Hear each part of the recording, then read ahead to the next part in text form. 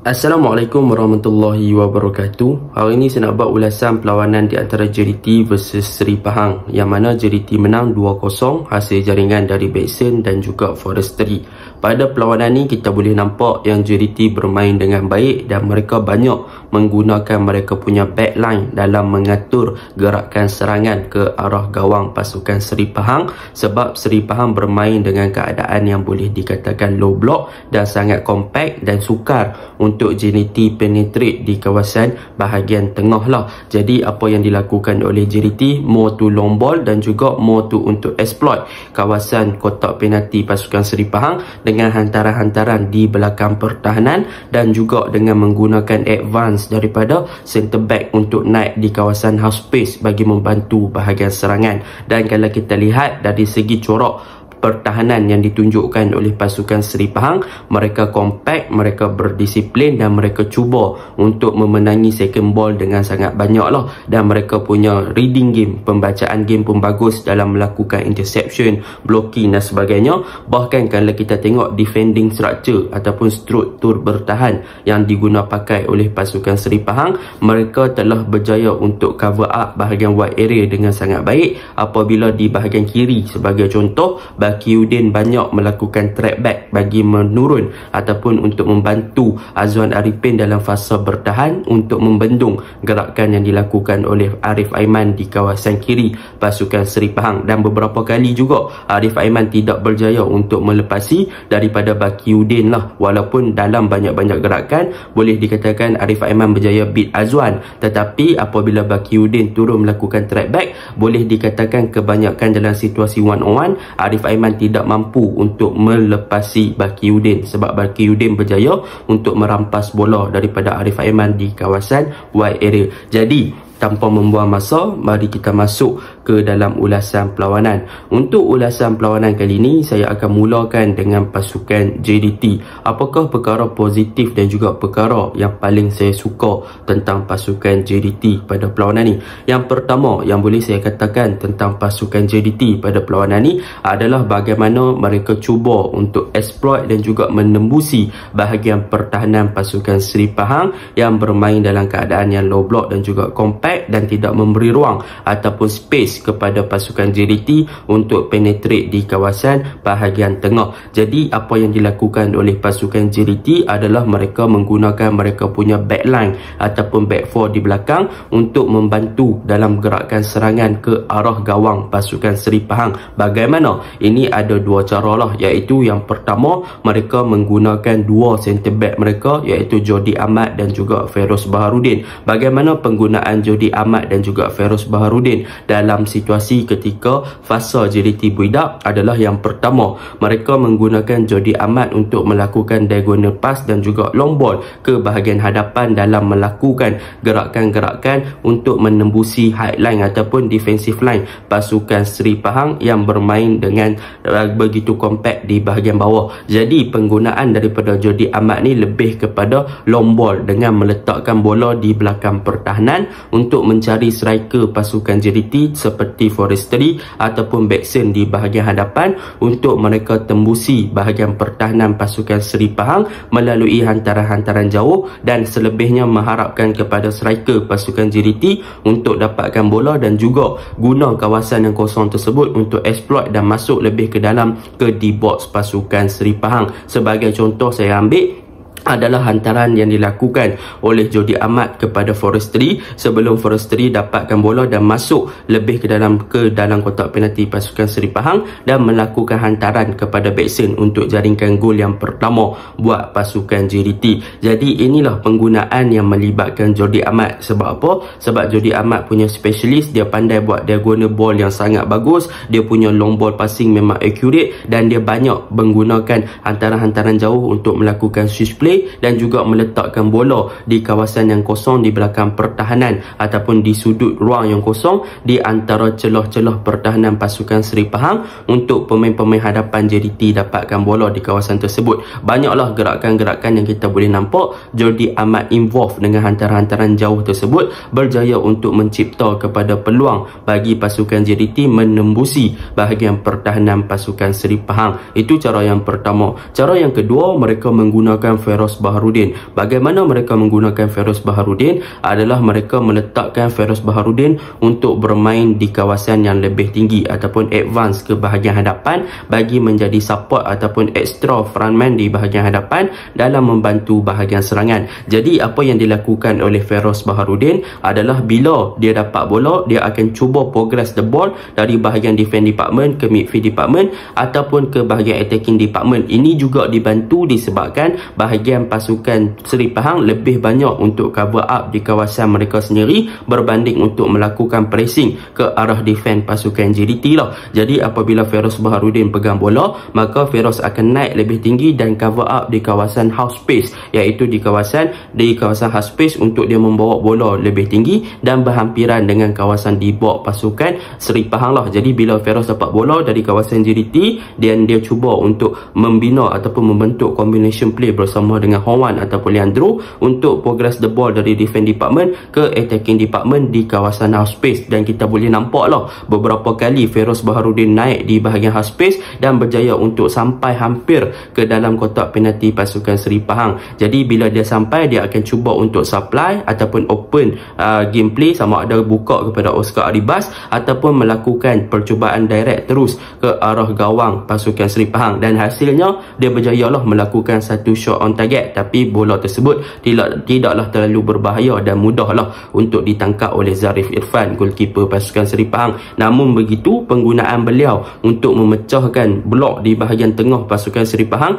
berjaya. Sebab apa? Sebab bila Feroz naik, maka dia akan memberi support kepada bahagian tengah dan juga attacking department sebagai seorang pemain yang membolehkan pasukan JDT ada numbers of player yang boleh create combination play di kawasan yang lebih tinggi di daerah pasukan Seri Pahang. Itu yang pertama yang JDT guna dalam penggunaan mereka punya backline ataupun bahagian belakang untuk menggerakkan serangan pasukan JDT dari Jody Ahmad dan juga Feroz Baharudin. Tetapi dalam pada masa yang sama, mereka juga menggunakan fullback mereka, iaitu Oscar Arribas dan juga Matt Davis. Cumanya penggunaan kedua-dua player ni adalah sedikit berbeza. Kalau kita lihat pada perlawanan ni, Oscar Arribas lebih diguna pakai untuk cover up di bahagian wide area untuk hold the touchline. Jadi dia banyak cover up di bahagian kiri untuk hold the touchline, dan dialah yang banyak untuk memberi bantuan dan support sebagai seorang winger dan juga sebagai seorang left back lah. Jadi dia banyak cover up di bahagian wide area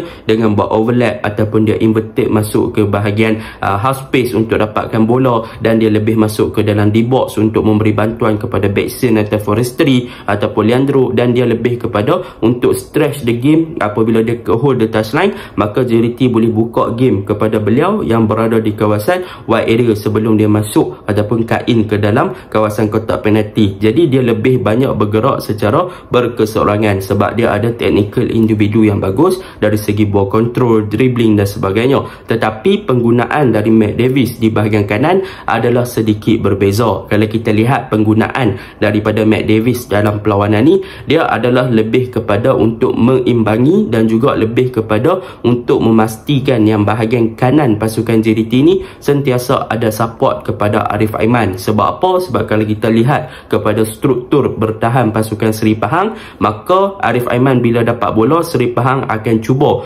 untuk membendung ataupun menghalang gerakan dari Arif Aiman dalam pergerakan 2 versus 1. Bermaksud Bakiuddin akan turun lebih deeper bagi membantu Azwan Arifin dengan melakukan track back. Jadi apabila situasi 1v2, maka Arif Aiman akan menghadapi sedikit kesukaran lah. Jadi apa yang digunakan oleh JDT adalah mereka push untuk Jody Ahmad bermain, untuk push Matthew Davis yang di kawasan kanan untuk bermain dengan lebih tinggi bagi membentuk combination play di antara mereka berdua dalam memecah belahkan situasi 1v2 tadi kepada situasi 2v2. So ada numbers yang sama yang boleh mereka cuba untuk beat di kawasan wide area bahagian kanan. Jadi bila Matt Davis bermain lebih advance dengan memberi supporting play sama ada buat overlap ataupun inverted ke half space, maka Arif Aiman akan ada bantuan untuk dia open the game dan membuat larian-larian off ball movement untuk memastikan yang pasukan JDT berjaya untuk exploit dan keluar daripada situasi 1v2 kepada 2v2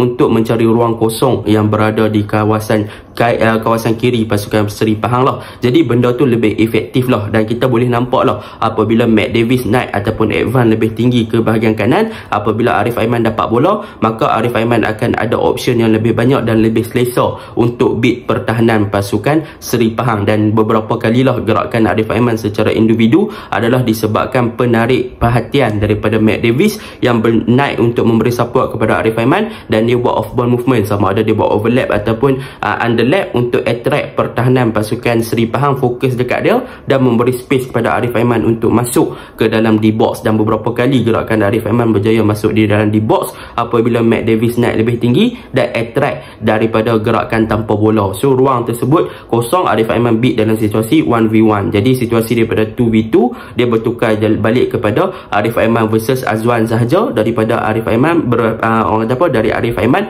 bertemu dengan Azwan dan juga Baki. So apabila Matthew Davis naik, maka dia akan mengubah kepada situasi Azwan versus Arif, Baki versus Matt. So Matt akan cuba attract Baki untuk lari daripada ruang yang ada kepada Arif Aiman dan bagi ruang kepada Arif Aiman untuk beat Azwan dalam situasi 1v1. Jadi benda ni positif lah, sebab JDT tak boleh nak kuasai bahagian tengah sangat dalam melakukan penetration passing dan sebagainya, maka mereka cuba exploit dengan menggunakan backline mereka, dan benda ni berhasil pada perlawanan semalam. Itu yang pertama daripada mereka, penggunaan back four. Yang kedua, kalau kita lihat daripada penggunaan Arif Aiman untuk game ni, memang boleh dikatakan dia efektif di kawasan wide area. Beberapa kali dia berjaya masuk ke dalam D-box dan sebagainya. Cumanya untuk game ni adalah apabila dalam situasi macam saya explain tadi 1v2, Arif Aiman tak berapa nak bagus sangat sebab numbers of players Seri Pahang adalah lebih baik lah, lebih banyak. Jadi apa yang dibuat di second half, kita nampak ada perubahan. Contohnya saya bagi adalah Tano Solari, dia push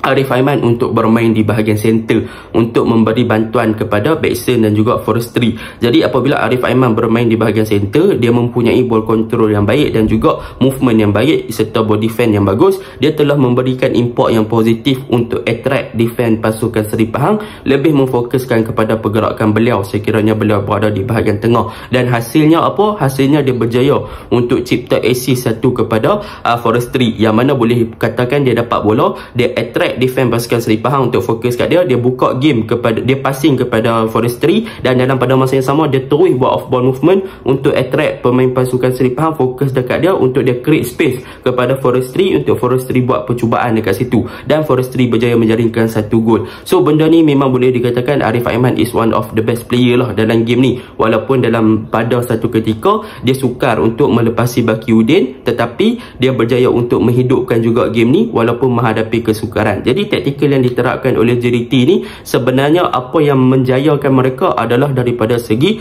off ball movement, pergerakan tanpa bola di antara pemain-pemain JDT sendiri dalam untuk attract defense dan dalam untuk create space kepada teammate mereka, bagi membolehkan mereka sentiasa ada option untuk exploit dan juga menembusi bahagian pertahanan dan juga ruang-ruang kosong yang ditinggalkan oleh pemain-pemain Seri Pahang tanpa mengira di mana-mana department. Itu yang kedua. Yang ketiga, kalau kita lihat game ni, apa yang boleh saya puji adalah tentang Baxter dan juga Forestry, yang mana boleh saya katakan Baxter dan juga Forestry, macam saya cakap dalam video-video sebelum ni, Baxter dan juga Forestry diletakkan sebagai duo striker dalam every game.